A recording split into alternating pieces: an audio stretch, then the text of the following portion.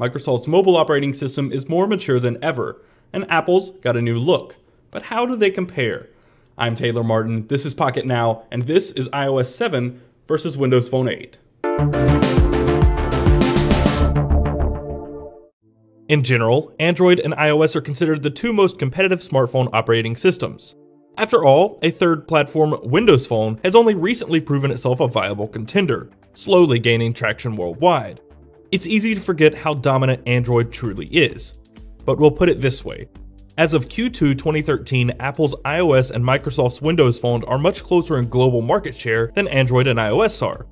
Android has captured nearly 80% of the global smartphone market share. iOS holds 13.2% and Windows Phone holds 3.7%.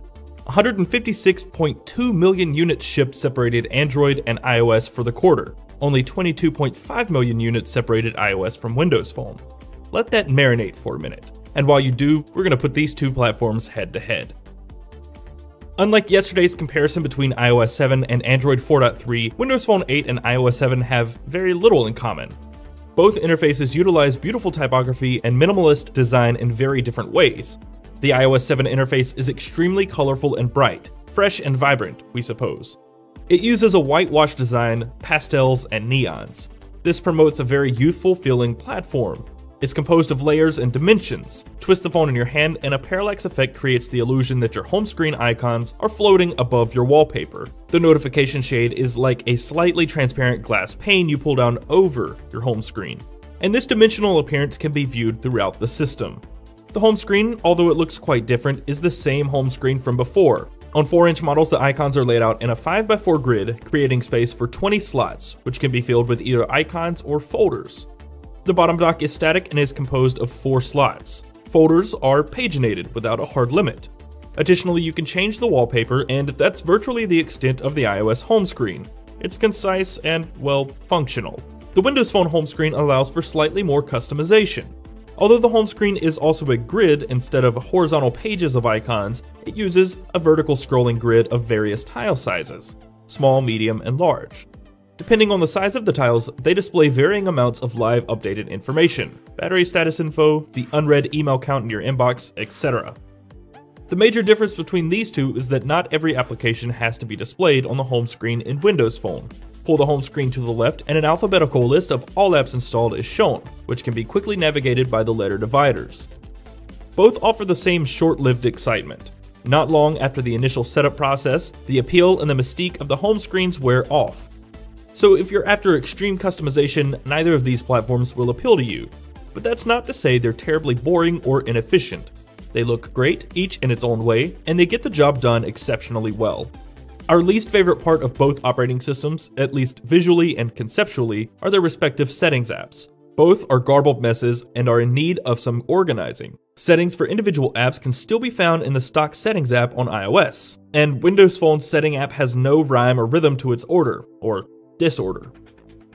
The two platforms are on a fairly level playing field in terms of functionality.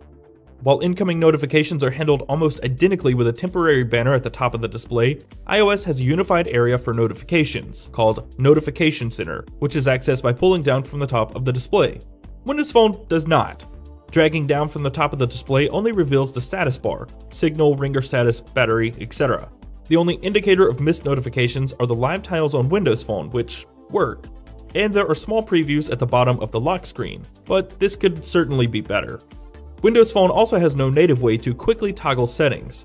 iOS didn't either until last week. Now it has Control Center, which is accessed by pulling the shade up from the bottom of the display. You can toggle Wi-Fi, Bluetooth, Do Not Disturb, Torch, Airplane Mode, music controls, adjust the brightness, and much more. But lest we forget, iOS has its own hurdles. Apple doesn't allow third-party sharing natively. Developers must code support for individual services in their apps, else they're left with only a few preset sharing options: email, SMS, Facebook, Twitter, etc. In that regard, Windows Phone is much more like Android. To share a picture to the unofficial Instagram client SixTag, simply locate the image in the Photos app, hit the Share charm, and select SixTag. On iOS, you must leave the gallery, open Instagram, tap Compose, tap the gallery icon, then find the image within your albums. It's several more steps, and when you complicate the process like copying and pasting back and forth between apps, this can be a problem. On that note, multitasking is roughly the same on both. The task switching menus look a lot alike, but iOS has an advantage in closing apps. Simply flick the card view upward to dismiss. Windows Phone simply doesn't have this feature. Period. Windows Phone looks and feels much more rudimentary, part of which can be blamed on how utterly minimal the UI is. But when you consider that iOS is over 7 years old and Windows Phone is not yet 3, the fact that these two are comparable in many ways, particularly in utility and functionality, it is quite impressive on Microsoft's part. iOS does have one major leg up on Windows Phone: ecosystem. Its App Store is filled with over 950,000 applications and games. Its digital content library is expansive and filled with the highest quality content available, and iTunes and iCloud help keep the phone seamlessly synced with other iDevices or your Mac. Microsoft has started building out its ecosystem, but SkyDrive, Office, Live, and the Windows Phone Store still need plenty of work. It has tons of potential, however. With the Xbox brand on its side, room for game development is endless. The shared interface across all Microsoft products is great for user friendliness, and its app catalog, Windows Phone Store, has experienced fairly substantial growth in its first few years, achieving 170,000 apps in August. While that may sound like a ton of apps to choose from, a fair helping of those are second-rate knockoffs, or third-party clients for unsupported services.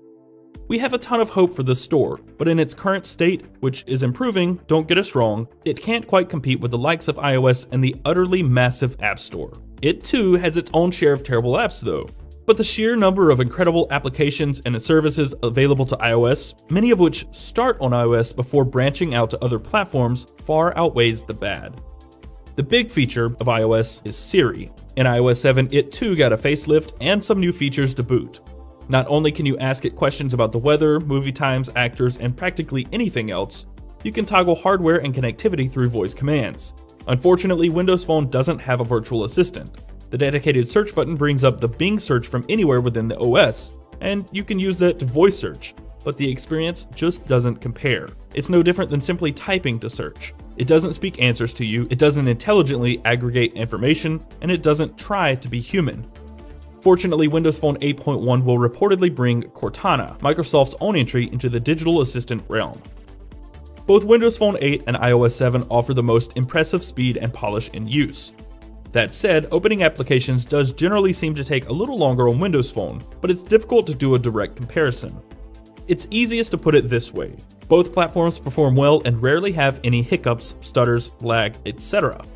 But Windows Phone has to resume applications even after short pauses. It's minuscule, but worth noting. If you open virtually any app, bump the power button, hit it again, and unlock, the application will take a second or two to resume. On iOS, this is not an issue. Fortunately, it's only a second or two these days. The resume times used to be upwards of 10 seconds. So what can we learn from all of this? 1. Windows Phone is finally blossoming into a viable operating system.